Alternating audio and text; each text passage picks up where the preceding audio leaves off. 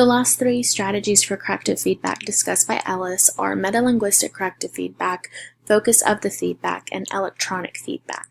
For metalinguistic feedback, this is basically where the teacher isn't saying what the error is. Instead, they're giving students some type of clue where they can better pinpoint what the error is. So they're really having to think about what they have been taught and then looking for that error within their own writing. Sometimes teachers will use error codes for this.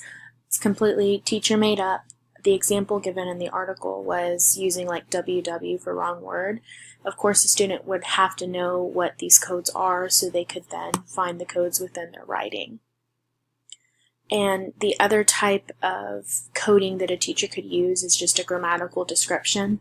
The teacher may number how many errors there are and then just give like a small description, like maybe proper nouns, common nouns, something like that at the bottom of the page or in the margins.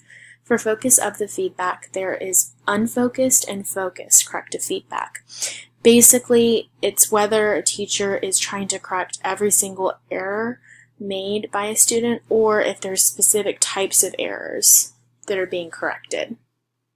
Me personally, I go for focused, and it's always something that we have done recently, or maybe it's something that we've done a long time ago, but the student just needs help with that specific skill.